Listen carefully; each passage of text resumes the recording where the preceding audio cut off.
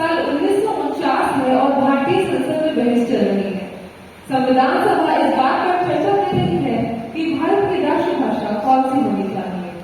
विभिन्न सदस्य अपने अपने विचार व्यक्त कर रहे हैं और बहस में जोश, विरोध और अंत में एकता की भावना झलक रही है।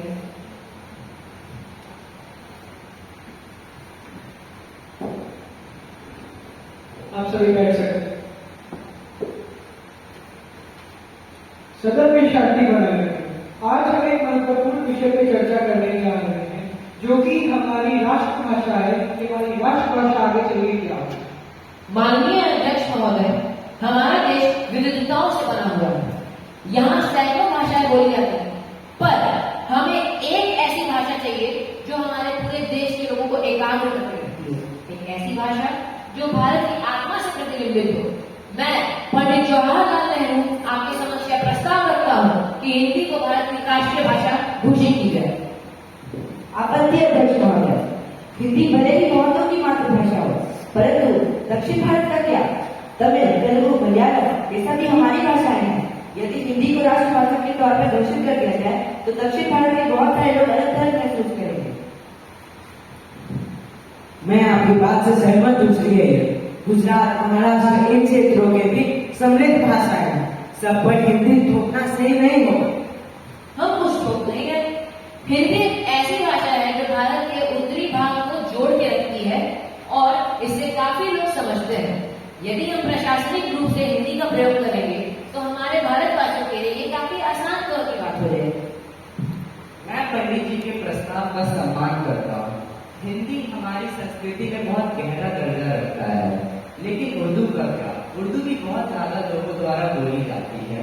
इसका धरोहर समृद्ध है, तो क्यों ना हम दोनों भाषाओं के बारे में विचार करें। सदन से निवेदन यह है कि व्यापक दृष्टिकोण अपनाएं। जैसा कि आप जानते हैं, भारत एक नवजात राष्ट्र है, तो हमें ऐसी भाषा की जरूरत है जो कि संचार में सुविधा प्रदान कर सके। परंतु अंग्रेजी का क्या? क्या आपको नहीं लगता जो भाषा दशकों से प्रशासन में चली आ रही है उसे जारी रखना ज्यादा व्यावहारिक होगा?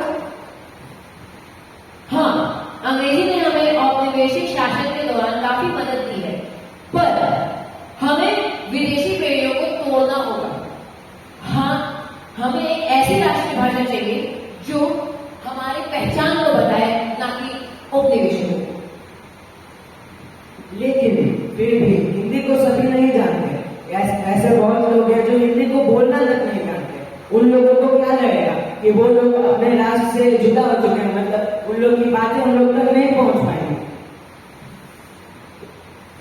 मैं आप सबकी चिंताओं को समझता हूँ।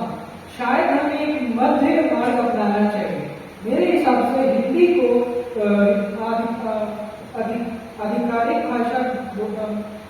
आधिकारिक भाषा के रूप में उपयोग करना चाहिए और अंग्रेजी को प्रशासनिक उद्देश्यों में प्रयोग करना चाहिए। यह एक समझदारी वाला सुझाव है अध्यक्ष महोदय। हम राज्यों को अपनी क्षेत्रीय भाषा के उपयोग का विकल्प दे सकते हैं, जबकि हिंदी राष्ट्रीय भाषा के रूप में अपनी जगह बनाएगी और प्रशासनिक तौर पर हम अंग्रेजी का निश्चित समय तक अंग्रेजी का भी प्रयोग कर सकते हैं।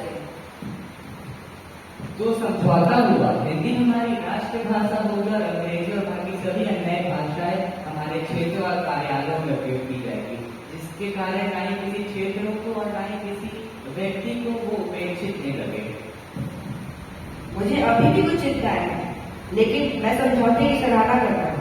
अगर हम यह सुनिश्चित करें कि हमारी क्षेत्रीय भाषाओं का भी सम्मान और संरक्षण किया जाए, तो मैं हिंदी को राष्ट्रीय भाषा के रूप में स्वीकार करने के लिए तैयार हूँ। सहमति है, हिंदी को राष्ट्रभाषा बनने दें, लेकिन दूसरे राज्य को यह नहीं लगना चाहिए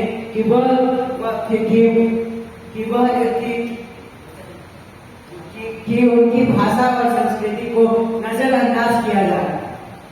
बिल्कुल, ये भारत देश के सभी लोगों का है। पूरब, पश्चिम, उत्तर, दक्षिण, भारत के सभी जगह के लोगों का है ये देश भारत।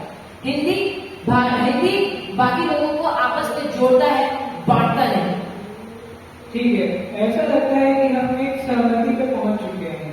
हिंदी भारत की आधिकारिक भाषा होगी, अंग्रेजी प्रशासनिक उद्देश्यों के लिए सहयोगी भाषा के रूप में काम करती रहेगी और बाकी अन्य राज्यों को अपनी क्षेत्रीय भाषा बोलने की स्वतंत्रता रहेगी। यह भारत के संविधान में दर्ज किया जाएगा कि हिंदी हमारी आधिकारिक भाषा होगी और अंग्रेजी को प्रशासनिक उद्देश्यों के लिए उपयोग किया जाएगा। जय हिंद। सभी का धन्यवाद। यह सत्र समाप्त होता है। और इस प्रकार 14 सितंबर 1949 को हिंदी को भारत की आधिकारिक भाषा के रूप में अपनाया गया। यह निर्णय देश की विविधता और एकता दोनों को दर्शाता था। हिंदी को राष्ट्रभाषा के रूप में स्वीकार करते हुए अंग्रेजी और क्षेत्रीय भाषाओं का संरक्षण सुनिश्चित किया गया, जिससे देश के हर कोने ने खुद को इस एकता में शामिल महसूस किया। यह समझौता भारत को एक मजबूत, एकजुट और सांस्कृतिक रूप से समृद्ध राष्ट्र बनने का मार्ग प्रशस्त करता है।